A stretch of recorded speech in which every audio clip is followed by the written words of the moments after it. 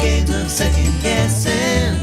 I just forget the lessons that I couldn't learn. Because one street over there's a life I could have known that would have kept me from the one I have today.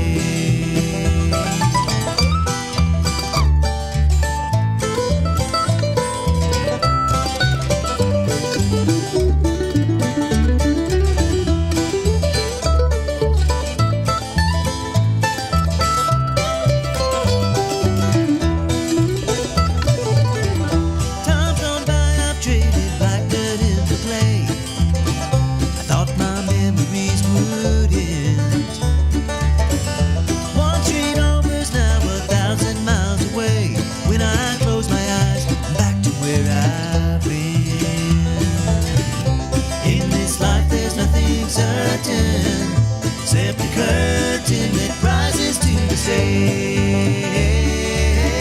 Silly games of second guessing.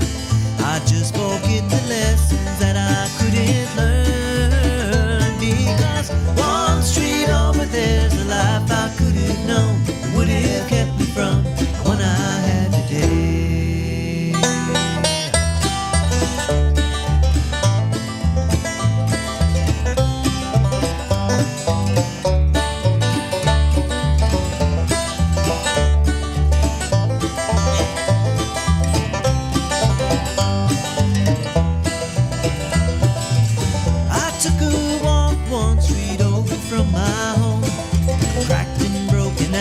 Everywhere I could have ended up just like that broken road with a dead end in my path. Thank the Lord that I've got more than that.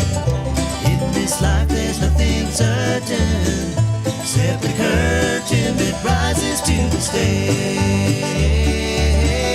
Silly games of second guessing. I won't forget the lessons that I don't deserve.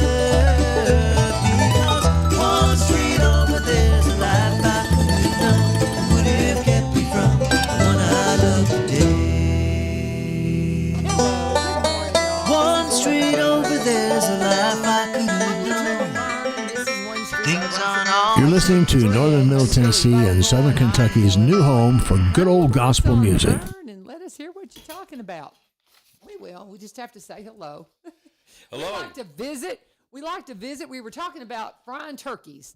And I had talked to my husband out of trying to fry a turkey. I'm cooking 4 turkeys this year, Mayor, because we're doing some stuff at church. And I've already got them. They're in my freezer. I actually need to probably go ahead and put them in the fridge, don't I? Because they're in the freezer today. Yeah, you know, yeah, I would. I think I probably need to go ahead and put them in the fridge and let them start thawing. But we're hoping to have a huge family reunion. Now, I've heard from some that aren't getting to come, but like my nephew in Kansas City can't come. But we're going to have like cousins and, extended family and all that kind of stuff. And I'm hoping some of the Egyptian people that are like family to me that I've worked with over the years are coming because they don't get to experience Thanksgiving. So there'll be some Egyptian food. It's just going to be kind of a potluck kind of thing. And I'm doing the turkey and dressing though. So you make a lot. Do you do a good dressing? I do. Do you? My mother taught me, and I do an excellent giblet gravy. I need to put Mother's. Not having Mama here to ask questions of this time is going to be weird because I always, even though I've written it down and I know how to do it, I still like to say, okay, is this right? Yeah, I just like, talking to her. But I looked last night, I thought, please tell me I wrote down specific directions on how she makes her giblet gravy because it's perfect every time. And I've made it a couple of times when I was at the Benevolent Center working and doing Meals on Wheels up there before I started teaching. And everybody's like, you need to make that because it just turns out perfect every single time. And I'll post. It's super simple. I can't tell you off the top of my head how to do it. But dressing, do you make good dressing? Do you know how to make dressing? Cindy's grandmother used to make the best dressing. And when we all sat down after the prayer and started eating, she would just sit there and watch everybody eat and then keep asking them, how's the dressing? How's the dressing? How's the dressing? Yeah, she wouldn't even eat.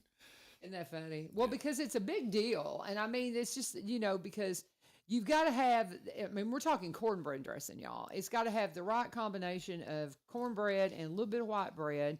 And you really want the crusty kind of white bread that's a little bit stale, and you don't want too much of it, or then it makes it gummy.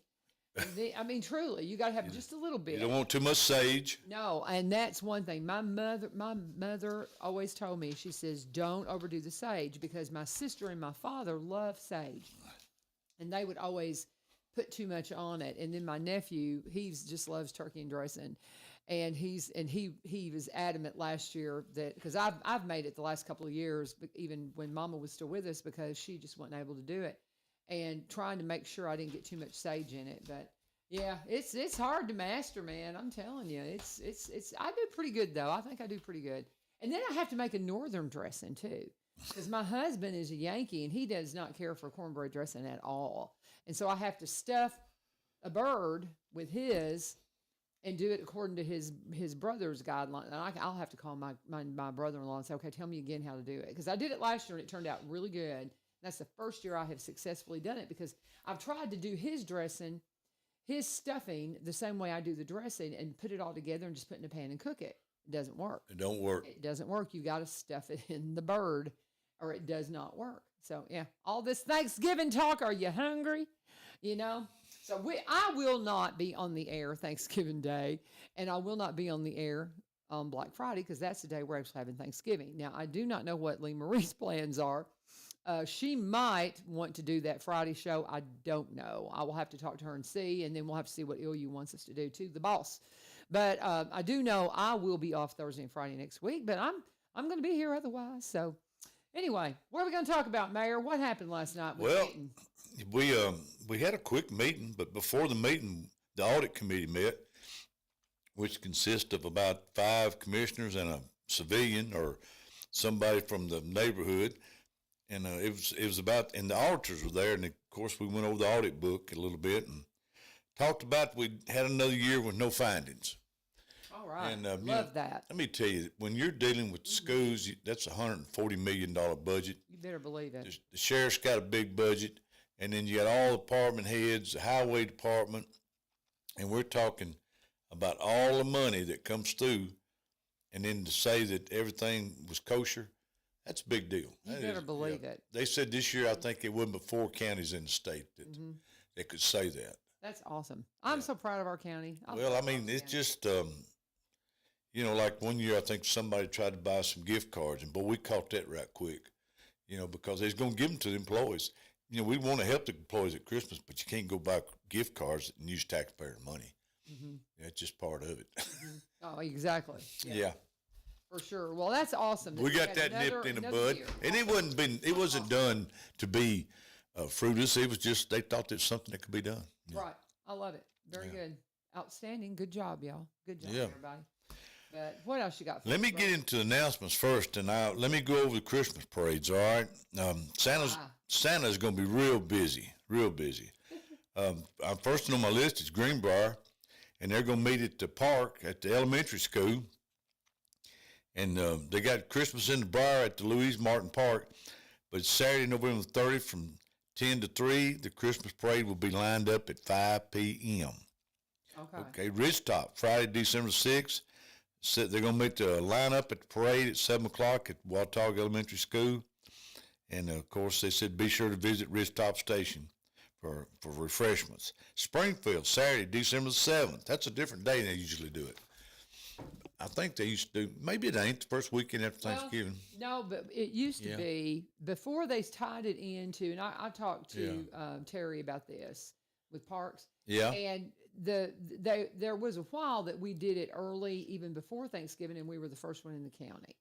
And when we became a light up at night parade and we're making such a big deal with our Winter Wonderland, we wanted to let it coordinate with the opening of Winter Wonderland. Okay. And so it was moved to the date, on into December. So that way, Winter Wonderland, you can go to that opening night, which is a walkthrough night. And then you've got our parade is just awesome. Where they light it up and stuff. I just absolutely love it. Absolutely. That'll be Saturday, December 7th at 5:30. Of course, Winter Wonderland at the park, Privacy Park. Yep. That'd be the 7th through the 23rd of December. Open nightly from 5:30 to 9, and walk through and activity nights. It's the 7th, 14th, and 21st, which will be Saturday nights. Adams is Saturday, December 7th at 10 o'clock.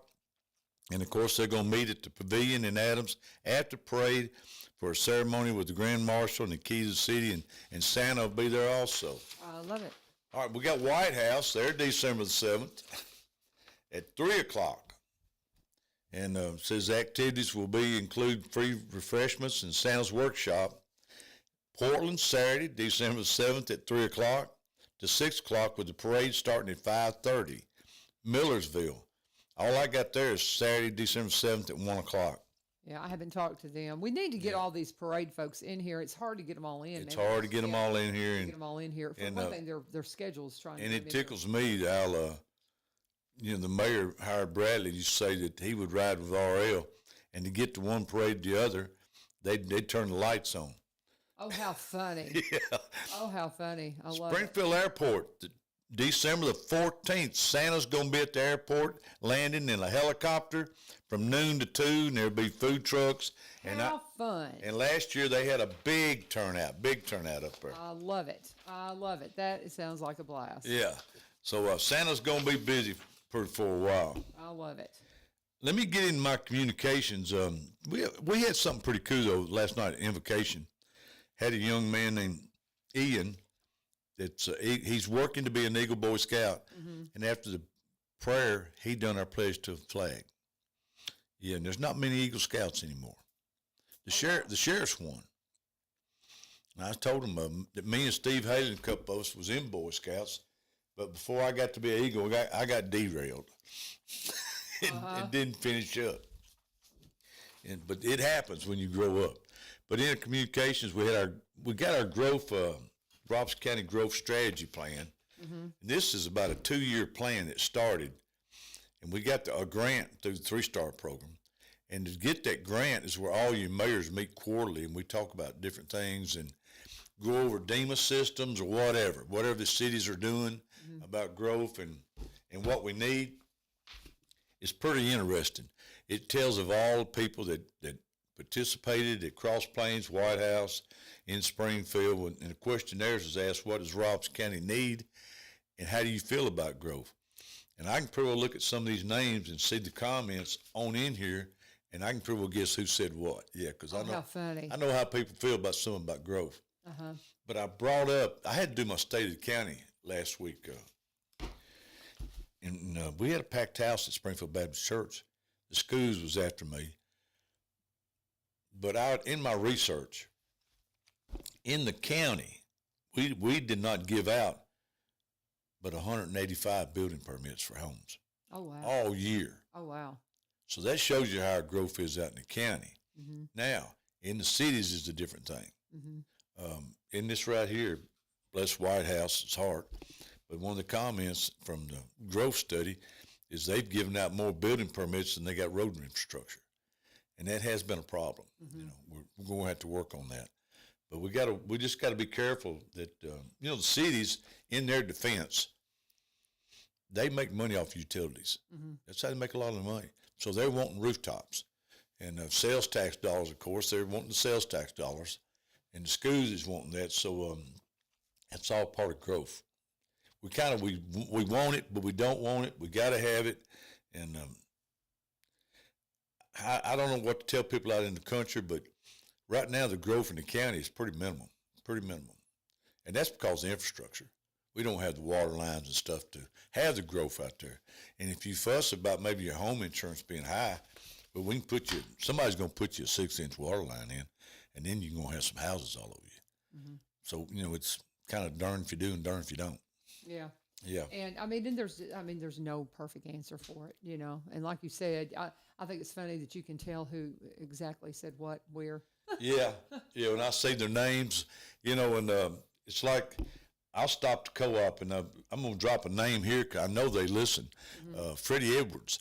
I seen him at the co-op, and he was buying a bunch of fescue seed, and I was too, to sow in the pastures after that great big rain we had that flooded the courthouse. And mine kind of perished. I don't know about yours, Freddie, but I had to go back and get some more seed and do some over.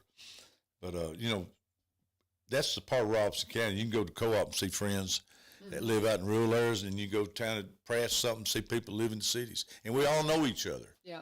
Yeah. And that's just, I love that too. And it's the same if you go up to the feed mill too. You know, you see folks that that are out and about, and I just it just when you get out and just kind of see the folks around town, it's just nice. It's just something about this community that's unique, and that's why I love it. I talked to a guy this week. He moved to a house that's got 7/10 of an acre for a yard. Mm-hmm. He said, "Man, I don't know what to do." He said, "I got some chickens."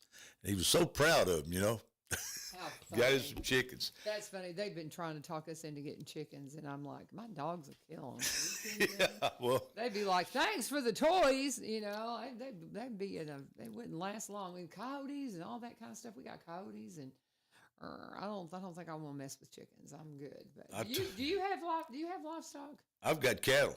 You got cattle. Cattle. Saturday night, coyotes got into my cattle first time in years. Okay. I think it was the baby calves or something that got to running. One of them they'd run through the fence, and evidently the cow went through the gate trying to get to the calves. Yeah. But that's part of farming. That's part of it. Yeah, it that's is. part of it. It is. You didn't lose any stock. No, I didn't lose anything. Yeah, but anyway. Mayor Billy Vogle's in the house. We are just recapping the stuff that went on in the county commissioners meeting last night. He comes in the day after and just gives us an update. And and like you said, it's kind of a short meeting, but still things we need to cover. I told the county commissioners, January, we have the January committee appointments.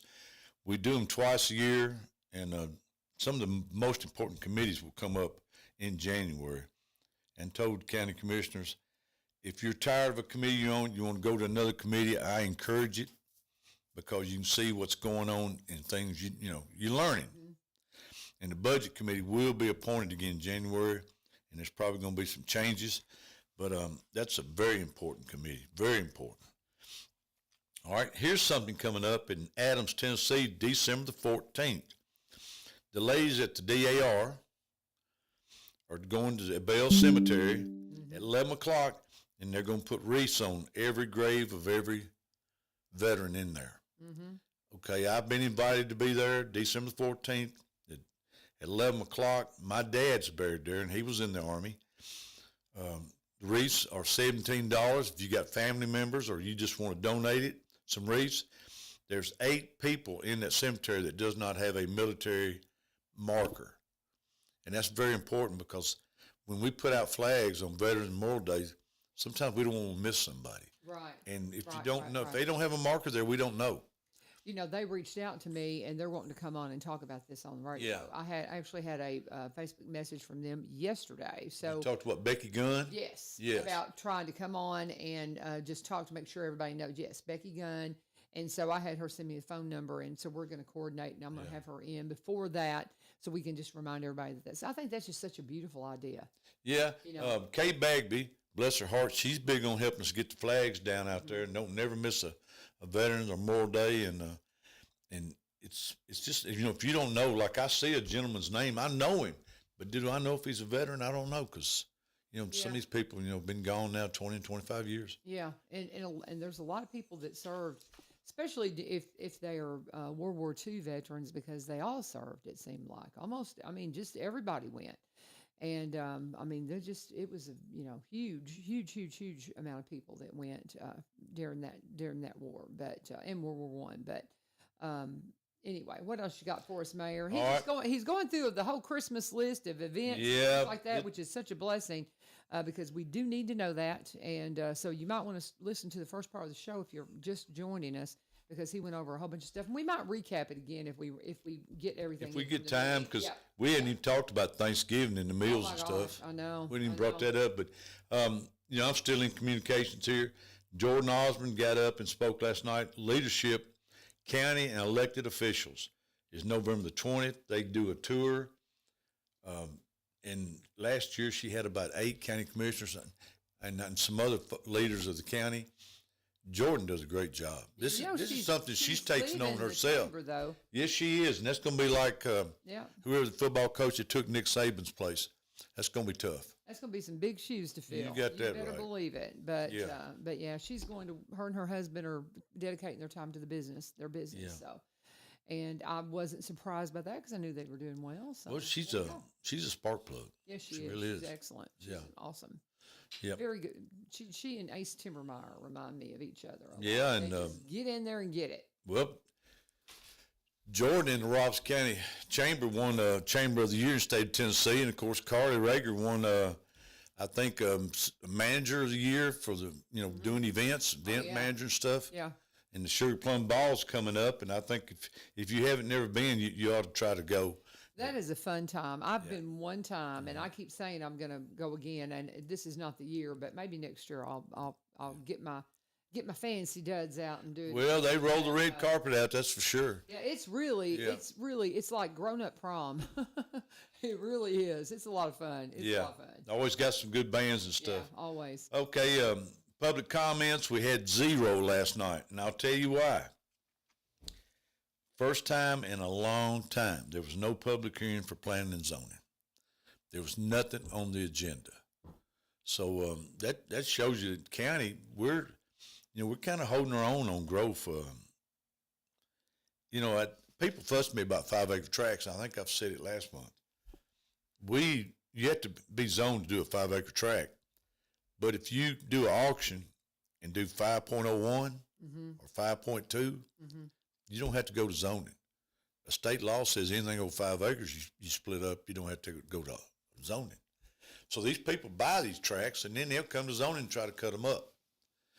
And I'd just soon cut up a 5-acre tract and make another 5-acre tract. Right.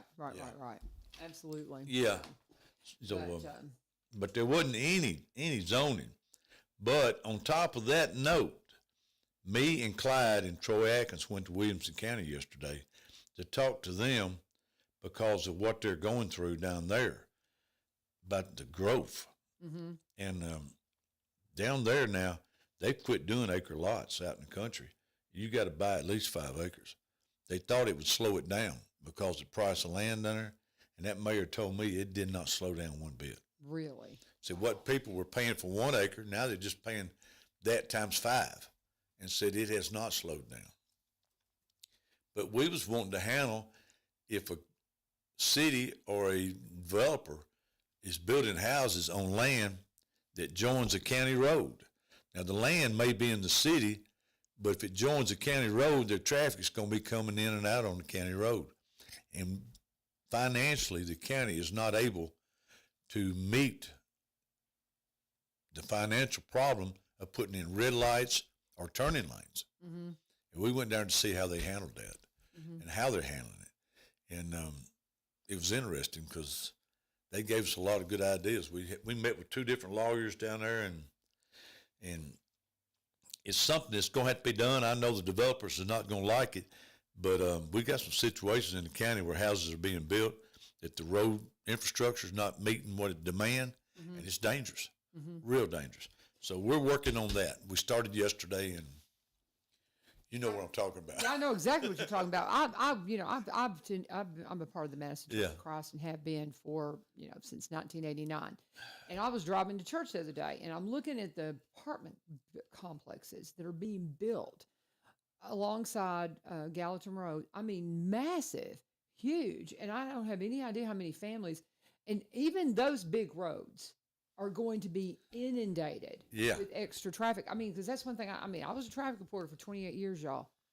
It has repercussions. And I mean, if you don't have the roads to handle when you just bring all these, I can't imagine what traffic's going to be like in Madison over the next few years because all those apartments are going to, they're huge apartment buildings. I don't know how many units there are, but a lot. Well, it is really going to I'm going to take Clarksville, for example. I-24 needs a couple more lanes right now out of Clarksville going into Nashville. But in the next 20 years, I don't think you'll ever see it. Yeah. I talked to a TDOT guy the other day, and he said TDOT, and the governor got on and had some stuff this week about it, that TDOT is in a lot of trouble financially. We lost, in that storm in East Tennessee, they told me the damage was $600 million to the roads. Good Lord. And that doesn't surprise me. If you look at the images of them, it's incredible. And then then the governor gets up and he admits that, hey, we've got some problems with our budget and our balance in TDOT. And there was a lot of the infrastructure money that was given out by the state and federal government that wasn't claimed or people. Well, some counties didn't want to go through the paperwork, and that's money's going to be put out there for, like, you can apply for it. I'm hearing now TDOT may go ahead and take all that money to do what they got to do. But Clarksville, they say in 7 years, will be bigger than Chattanooga. That just don't seem possible. Ain't that something? Yeah, it really is. It's going to be bigger than Chattanooga. That is amazing. And if that happens, I-24 will not meet that demand. Will not do it. But right now, there's nothing on paper about going into I-24 and doing any improvements. Yeah. I've just avoid I-24 during rush hour, y'all. That would be my advice to you. You know, I travel that corridor a lot because my family's in West Kentucky. So, my goodness, that will certainly change my travel plans when I head up the road for sure. But this is all stuff. This is what they do at the county commissioners meeting. Well, go through all this stuff. It's like every county around Nashville has had they're going through growth problems, but people have found us. It's on our front step now. And we're looking at it's knocking on the door. It's not just on the front steps. I mean, don't you think? I mean, it's I'm warning the taxpayers right now. Yeah. The school board's talking about 2 schools in the next 3 years. Yes. And that, hey, I mean, we're talking millions of dollars. Yep. And then they're wanting a new ambulance station in White House next year, which we're going to try to do. We already got the ambulance ordered, and we got that already, because it takes 2 years to get it. It's been ordered. It's going to be in. And also, we're looking at a command center. If a tornado was to come into Robeson County and destroy a city or a lot of property, we don't really have a command center where everybody would meet. And to me, it needs to be mobile. If a tornado goes through Cross Plains, the command center needs to be at Cross Plains. It don't need to be stationary in the middle of the county. Kind of like the fire department used to be. We used to have one fire department that was stationary in the county. We had people 50 minutes from a fire engine. That's been solved. So part of growth. That's just it. Getting it done and doing it well right here in Robeson County. That's why everybody's coming this way. They're coming this way, but what tickles me, the ones that's coming don't want their taxes raised, but they're the reason we're having to raise taxes. It's a double-edged sword. Yeah, it is. And like you said, you've got the folks that have been here forever that you run into at the co-op and at the feed mill and all that, and they're just going, "What's happening to our county?" Well, this is what happens, and when it grows, and you know, just like I'm going to talk about Barry and Rebecca Richards here in a minute. You know, you've got so many farms where the kids have all moved away, and what do you do with the land? You know, just like my kids I've got 4 kids, and they've all settled in different areas. One of them may be coming back and will build on us. And I don't have enough land that I'm like, well, I'm going to have to sell off some of this land. I mean, we've only, you know, we have 43 acres, but it's manageable for us. And most of ours is in the floodplain and hill. So it's just pretty, you know. So we don't have a lot of land that we need to, you know, deal with, you know, cattle and all that. And, you know, we don't have that. Well, when you get older, if you don't have kids there that are coming along, what do you do with it? Well, when you go to sell it, and it's very likely to get developed, you know, because you don't have anybody farming anymore. Well, there's the old, what I call the mom and pop farms, the family farms. Boy, they're disappearing. Now, to buy a piece of equipment, you need a lot of land to pay for it. And so you can rent your land out probably as much as what you're making off of it. I'm so proud of my brother and his wife, because they are still farming up in Kentucky, and it is hard, and it gets harder every year. But I have a young person in my class. I won't call his name, but he's a senior. And when I was talking to him over the last, you know, few months about what he really wants to do, he really wants to farm. And I said, well, sweetheart, I said, do you have anybody that has land in your family? Because he doesn't have any land that he's going to inherit, and to try to start from scratch to be a farmer. Can you imagine you just come out? I'm going to be a farmer, and I'm going to start. I can't imagine, because trying to get the land and the equipment and all the things. Well, they say to make $1 million farming, you need to start with 3. That's what Taylor Swift's daddy used to say about trying to get her a record deal. You need so many millions to make him.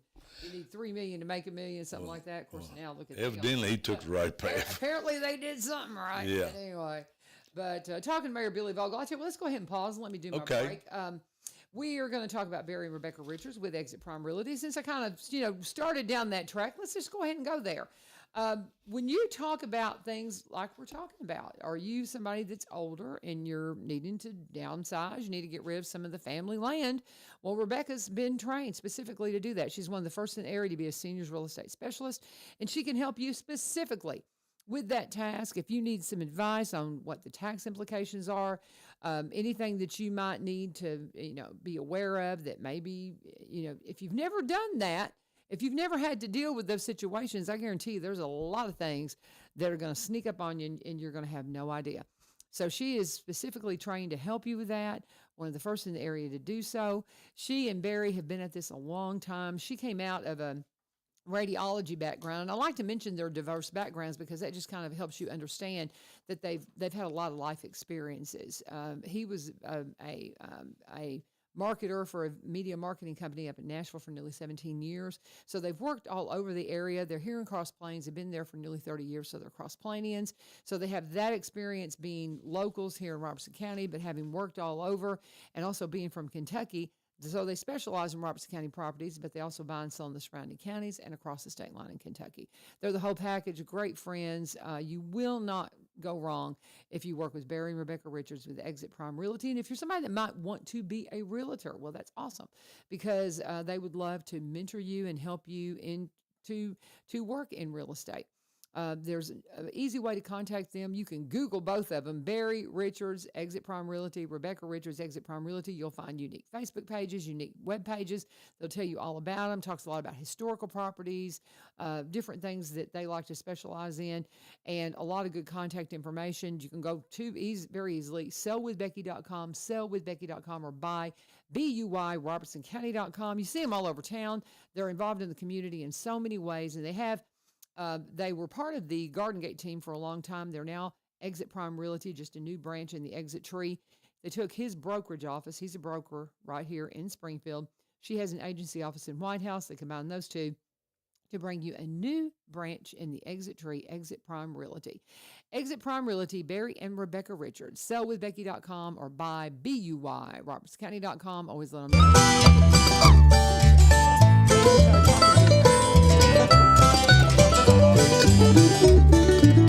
Tonight, and we're just going to continue on.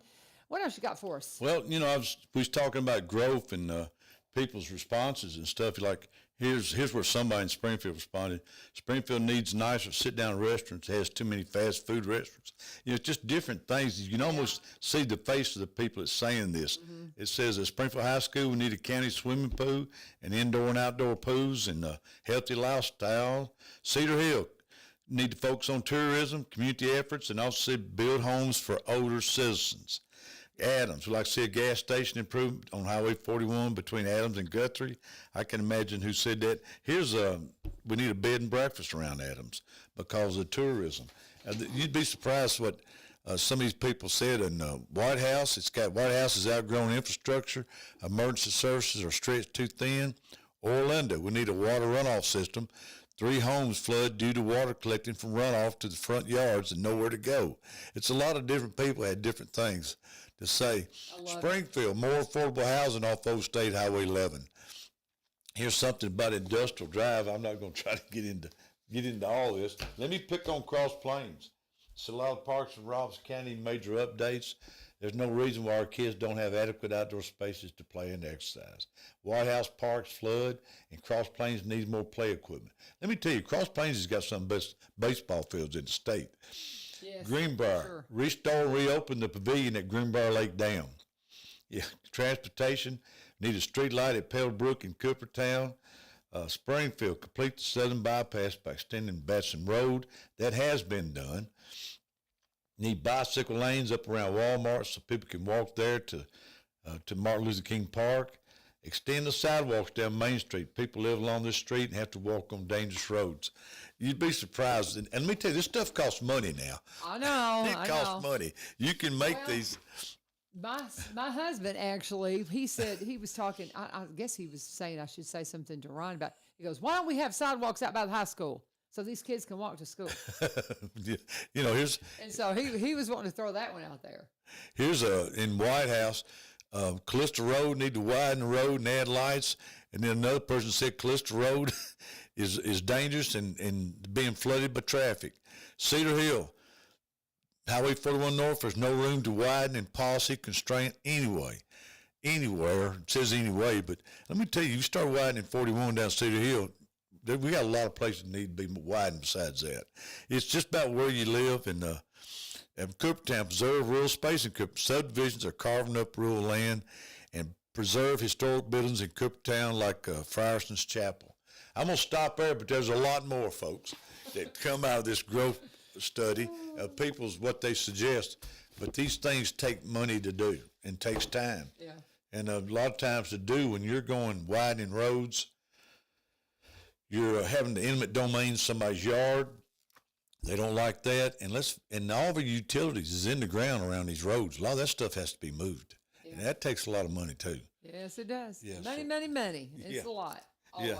Let me get into, we moved our resolutions. And first one was we amended the general fund for finance. We had a pie out of a lady retiring. We bought her, what time she had stored up left. That's something we're cutting back on. Back a long time ago, we did some benefits because our pay scale maybe wasn't as big as the public, but we are now. We're paying good money. So we did that, and that money there is not budgeted. That's something we're working on. The schools came to us with a $2.1 million resolution that was a balanced resolution. Most of it is from state grants and tuition, and due with the food services in the county for our kids. But 2.1 million, that's a lot of apples and oranges, I said last night. But that was a balanced budget coming from the state. State pays about 64% of our school fund. Oh yeah. Yeah. Yeah. So I mean, if they didn't, oh my goodness. Oh gosh, the county pays 46%. Yeah. And it's like I was talking yesterday about our wheel tax. We do have a higher wheel tax, folks, but I think it's a fair tax because there's a lot of people that don't own property, but they all drive cars. Yeah. And $1 million of that wheel tax does go to the highway department, and about $5 million of it goes to our debt service. And what that is, all these people driving cars, he's got people in schools, and we're using that to pay off school debt. Mm-hmm. Yeah, $5 million a year. Our payment right now is about $15 million on our debt a year. I honestly and truthfully, when I hear all these numbers and hear all these details, it just feels like a big game of Monopoly. You know, it's like trying to move all the pieces and the parts. It just blows my mind. Well, it's in my state of the county, if we could make it to 27 and 28, we lose 55% of that debt. We get it down to $7 million a year. But we're figuring to have to build a school before we get there. About the time we get there, you're having to go back and build a school. Mm-hmm. And hey, if you built Heritage High School today, it'd be $100 million. Yeah. Well, that's I was talking with Dr. Weeks, last week about this very thing, because he was talking about the projections and some of the things that they were looking at doing, and what the tentative plans are, and said that probably right first of the year they'll know exactly what they're going to be focusing on, because there's a lot of, just like you have all these suggestions about growth, he gets a lot of suggestions about who needs what, when, and where, and how soon, as far as the schools and stuff, and there's a lot of wish list out there. We got wants and we got. Yeah. Yeah, you got wants and you got needs and you got have tos. And I think we're probably got to hit the have tos. The next school's probably going to be around $50 million, I'd say. Wow. Yeah. That's crazy. And that's not going to be in high school. We're probably looking at a middle school. Yeah. And it'd be around $50 million. Gosh, it'd probably take, maybe if we'll lose some more debt by next year, that maybe we can put that school in a slot where that debt will go toward that school. If we can just stretch it for maybe a year and a half. Right. Yeah. Right. So, got to hang in there. Doing it right, though, here in Robertson County. A lot of things going on. Yeah. Keep going, Mayor. I need some more sponsors. I'm down to one sponsor because Veterans Motorplex at the Rim has dropped off. Yeah, it's wintertime. So their season ended. I went to the races on Saturday. Oh my gosh, that was so much fun. We had a blast. I hadn't been able to get there all year because all the knee surgeries and all that kind of stuff. And when they extended it, I thought I've got to get out there. Jerry's so good to us, and we had a blast. And I took my grandson. We've been wanting to take him. We've never been able to take him. I thought he'd spend an hour and be done. I couldn't get him out of there. We were there for at least 4 hours. And I could not get him out of there. I mean, it was after 10:30. I was like, son, we've got to go. Was they still racing? Yes. Well, they had 100 race cars out there this week. Really? Yes. They had so many races because they had a Crown Vic race, and they had the big Crown Vic race was what was getting ready to fire up as we were getting ready as we finally had to leave, because they did 100-lap sportsman, or no, 100-lap sportsman race, and they did like 3 or 4 Crown Vic preliminaries to get the top 4, I think, that they were going to put that. Then they did a 75. They have a feature race, the feature race. Yeah, the 75-lap Crown Vic race, and then they did a scrapper race right at the end, and we didn't stay for that one. And they had, I mean, it was they had all kinds of stuff going on out there. Beating and banging? Yes. Oh, listen, that I about blew my mind. And I had Caleb Stratton in here yesterday, and he told me, well, it's pretty common in the Sportsman Series because we were watching them run, and I mean, again, 100 laps. You can just imagine the caution flag would come out, and they'd have to reset the track and all that. And they were flying. I mean, just to watch those cars fly around that track just blow my mind. And all of a sudden, we see this one car veer into another one and push it up against the wall. And I'm like, what? And apparently that kind of thing happens all the time. But then the guy who pushed the car up against the wall, they both took back off. And the guy who did the pushing, he was heading into the pit. I guess he was going out. He got was bumped. Just mad. Well, the car who he pushed up against the wall came in and nailed him on the driver's side door. I was like, they all think they take it serious, man. They think they're Dale Earnhardt. Yeah, if you ain't rubbing, you ain't racing. Oh my goodness, I have never seen anything like it. My grandson, his eyes were this big. It was wild, but we had fun. We had fun. But anyway, go ahead. All right, Birds Management got a grant for $23,000. I talked to Chance yesterday morning. I'm after him to buy a drone. We do a lot of rescues on the river of senior citizens that maybe get disoriented and leave the house. You can take that drone and do the work of 100 people. The criminal justice program up at Springfield just invested in a couple of drones so they can start teaching the kids about. I've got drones that trying to figure out how to certify these kids and what we can legally do with the kids, because there are some certifications that go along with it. And I guess my husband and I are a little more cautious about it because our kid builds drones, and so we know all that stuff. And so it is definitely an industry that is just booming because it's so vital. And so they do have 2 drones that they're going to start working with in criminal justice. And we're working with Chris Trauber, maybe try to get him to look at buying one. When he goes out and measures neighborhood houses or development, that drone could do the work of 4 or 5 men out there measuring houses. Yep. And a lot of farmers are using them. It's the future. It's the future. Yeah, it's fascinating. Here we go, folks. Resolution 824090. The office building up there, the 8 air conditioners and heating units on top are done extended their life. Every morning we're having to go up there and start them units back up. So Train is, we've hired some designers to go in there and design 8 more units to put up there that will save us money, because to get a truck or trailer to come in there, if these units go out to heat or cool that building, would be $40,000 a month. And these machine units up there have outlived their life. Mm-hmm. We're moving $73,000 out of a general fund to pay to get this started, and this money will go toward the entire project. We hope to have that done by spring, where we can keep the office building open and our workers in good spirits. Mm-hmm. Okay, resolution 24091 was, the mayor and his county's getting the opioid settlement funds. And we, with the truck, the ambulance that I tell you about is going to White House next year that's coming. I went ahead and put enough money to have it furnished with a defibrillator. That defibrillator is $37,000. Oh, geez. Yeah, and we got it on a state grant. I mean, a state price, and that price was fixing to go up, so we moved that $37,000 over to buy a defibrillator for that ambulance and have it ready to go. I tell you what, ambulances and stocking them, I told you, $750 million. Isn't it? Yeah, but then, like I told them last night, if that defibrillator saves one life, what's the price of life? You know? Amen. Yeah. So we was lucky to do that. Okay, here's another opioid settlement in Cross Plains. Now, the mayor got this money, but this we had to buy a generator in Cross Plains that's been out for 2 years that works our 911 radio system, our emergency radios, and everything. We Absolutely.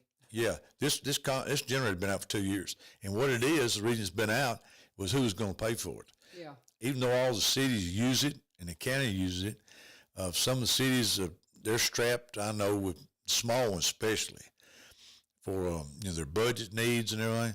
So I took $36,000 out of the opioid settlement funds, and the county just went ahead and bought that generator put in Cross Plains.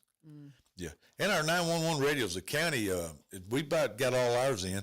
I think Springfield likes quite a few on utilities, but the sheriff seems to be really tickled to death with the new radio system that we started 2 years ago. Yeah, I was going to say when we first started doing this show, that was one of the main things we talked about. Yeah, That was one of the main things that we had to discuss. So, yeah, it was a $7.4 million project. yeah.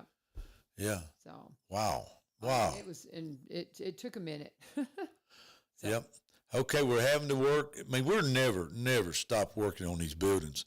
The health department, which I think is one of the best kept secrets in Robinson County. I went down the other day and got a flu shot. Oh yeah. Yeah, didn't cost nothing. Yeah. Yeah. And it's just my husband's gone in there a Yeah. couple times to get some stuff. Just little minor things, but yeah, he's been in there a couple of Well, times. we're spending some ARPA funds from the state and the county to we're going in there and doing some work. During that straight line wind, when they had all that stuff set up for COVID, it all got blew away, and they're putting something back that's going to be more stable. And but luckily, that's coming out of ARPA money. It's not costing taxpayers anything. Awesome. All right. I caught some grief on this resolution, 4094. We're changing the speed limit on Hugh Gill Road, which I shouldn't say that because that's where I live. Now everybody be coming by me in my house Halloween. But anyway, we paved that road not long ago, and it's really curvy. We've had a fatality, and then the state coming in has put a boat ramp, a state-owned boat ramp, on the end of the road, and the traffic is 10 times. But we was having trouble with people speeding. So of course, me living on that road, everybody was coming to me complaining. So I went and got a petition. They all signed it, and we're getting a 40-mile-an-hour speed limit on that road. Yeah. Yeah. You just have to, and if you don't, I mean, it's just people. People where I live, and I have to remind myself because you got that open stretch of highway, and next thing you know, your foot's getting a little too heavy, and you're going too fast. But there's kids all over that place, and we got to slow it down in these residential Well, areas. between the kids and the farm machinery and the deer, Yep. and of course the time change has got everybody flying, trying to get home before dark. That's one thing I'm still going to work on our senators and representatives in Washington.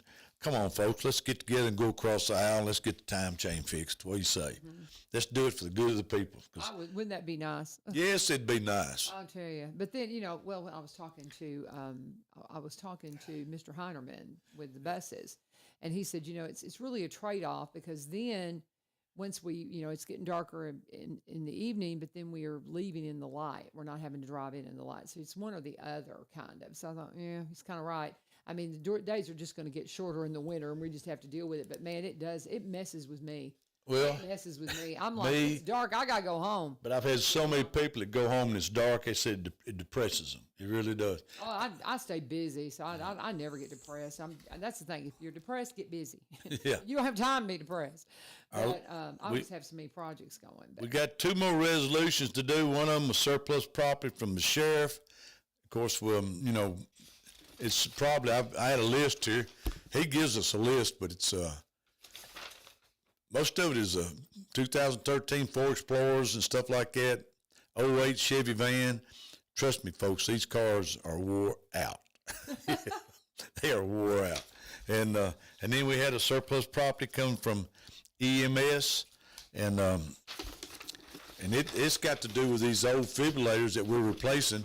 There's 4 of them, and it's a 10-year lifespan on them defibrillators because the old cables and stuff. That stuff just and they update things. You got some that would even pump your heart now that without somebody over you constantly. Yeah. And then we surplusing the ambulance. It's got 300,000 miles on it, and that's not telling how many times it sat there idling. Yeah. Mm-hmm. So that was pretty well it. We had one new business in March. We're reaching out. They're already looking at spring break. We had 2 meetings that week. We're going to postpone those meetings till the next week, where if any commissioner or their families wants to take a trip, that they're not missing a meeting. Very good. Other than that, that was about it.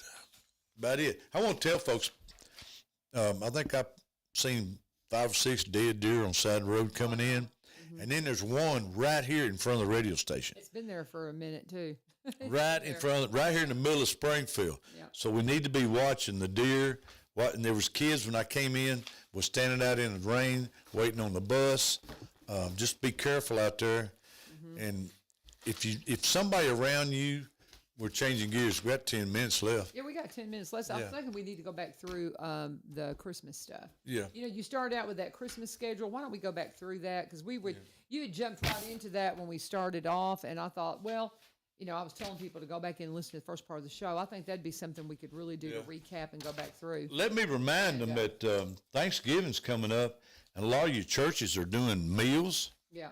If you've got names of people that you could, like shut-ins and things like that. Yeah.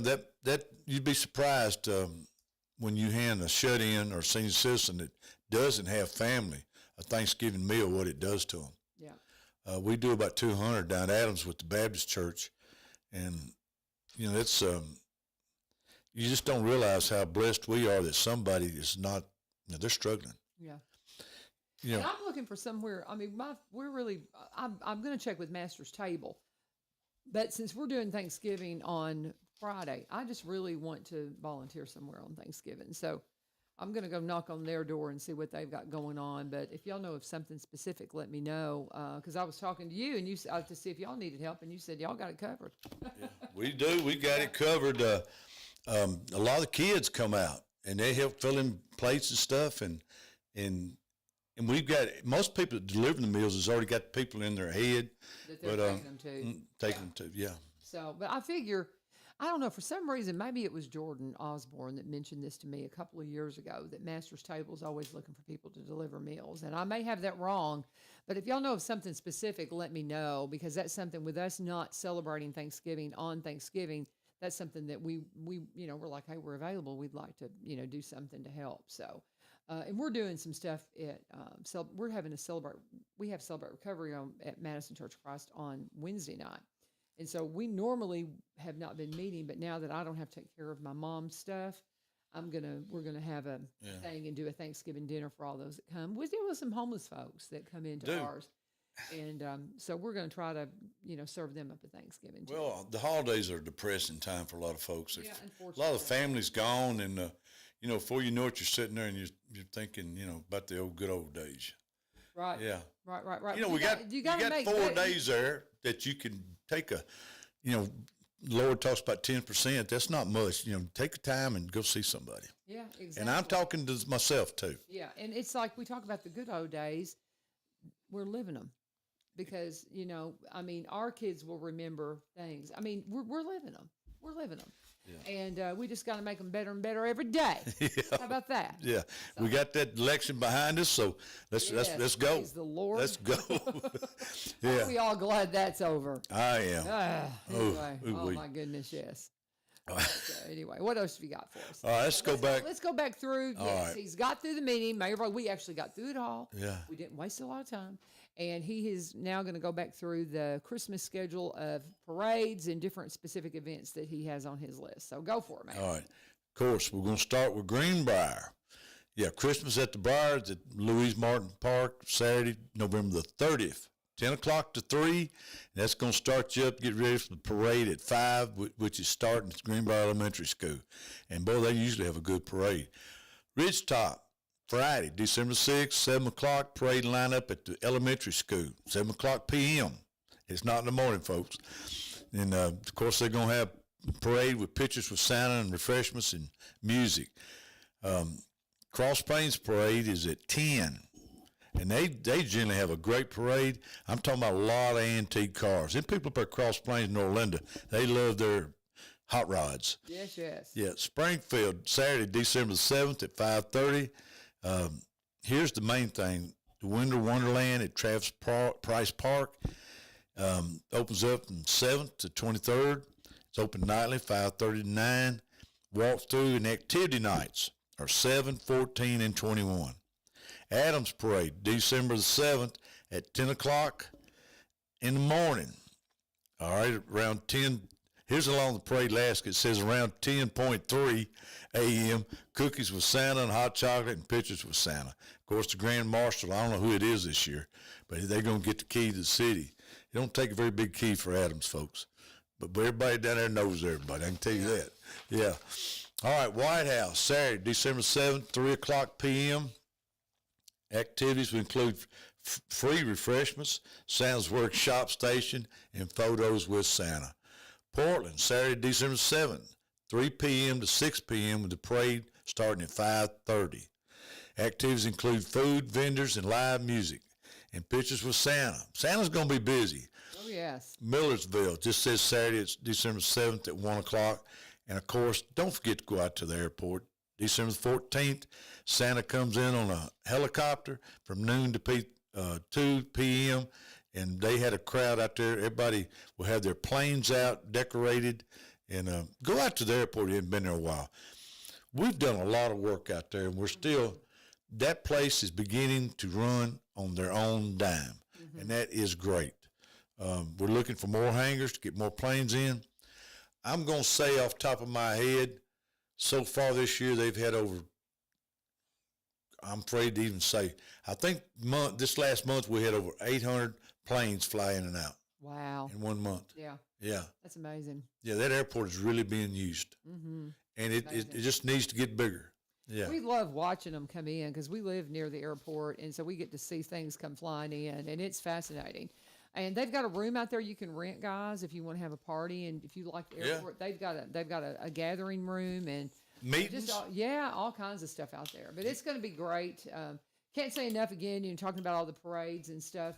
The one that we've got coming up here in Springfield coordinates again, like he was saying, with the walkthrough for our Winter Wonderland, which will be kicking off December 7th. So, and we're having we're doing the horse-drawn carriages again. Did you mention that? The city is. The city's doing that, yes. Let me look at And that. while you're looking, the roof is supposed to be on the courthouse December the 15th. Oh, wow. Then we'll start on the inside, and I had pictures at the county, state of the county, of the inside of that building. You cannot believe what the damage done when that roof gave in. And they have worked on that clock tower. I'm sure you've seen them up there. Yeah. That's where a lot of the leaks was at. Mm-hmm. And they tore off some of that, the metal up there. But anyway, the wood underneath it was just like it was when it's put down. Oh, yeah. That's tongue and groove, yeah. Oh, my gosh. How cool. Yeah, very cool. And I know I've seen something about carriage rides. I thought maybe Lee Marie had it up. I'm not sure because I haven't heard a lot about it because I thought, okay, horse-drawn carriage rides. Here it is. Horse-drawn carriage rides, December 5th, 12th, 19th, 20th, and 21st, 5 to 8 p.m. in historic downtown, as usual. Okay, so that is the 5th, the 12th, the 19th, the 20th, and the 21st, 5 to 8 p.m., and it's first come, first serve if you've ever done it. I did this 2 years in a row on my birthday and had the best time. And just go in there and you get in line, get your ticket, get there early and get a ticket, or you might not get one. And it's just, a quick little run around, but it's fun. It's just, I loved it. Go ahead. Hey, let me say one thing. I've had a lot of people ask me about the work done at the office building and the parking. We have gained 110 parking places that needed it bad. Oh, yeah. That was never coming out of property tax. That was some ARCA money that came in that we helped back. Warren Buffett says when everybody's running, you need to be walking. We took that money and we walked. And after everybody got done, the contractors needed work, the material come down, inflation was coming down, and we used that money for that parking lot up there. Awesome. Very good. Appreciate you, Mayor. Thank God bless you. you. Thank you for coming in. Thank you guys for joining us. Tomorrow we'll get a chance. They had the mayor and alderman meeting. Oh, they have it tonight, actually, for the city of Springfield. So we'll be hearing from Ron Martin tomorrow at 7:30. And then I've got a special guest coming in on Thursday. Judge Joel Perry's going to be coming in, spending an hour with me because he hasn't been in the last couple of times. We've talked about recovery court, just talking about the different things that go on in the court system that maybe you're not aware of. Caleb Stratton was mentioning Judge Perry talking about litter ordinances and penalties and fines and things like that. And I was like, I didn't know that Judge Perry had to take care of those kinds of tickets. So I called Judge and I said, why don't you come in and just kind of fill us in on all that stuff? So he's coming in on Thursday. And I think we might have our band from Epiphany in on Friday. We're working on that. We in Perfect Few, they got some new Christmas songs ready to release. And so we're working on trying to get them in there. But we got a great finishing up the week ahead of you. And as we get ready for Thanksgiving, I hope you guys are being prayerful and, staying safe and doing all the right things. And we're just going to have just a wonderful holiday season. God bless. Thanks for joining us. This is 1100 WSGI. Talk to you tomorrow.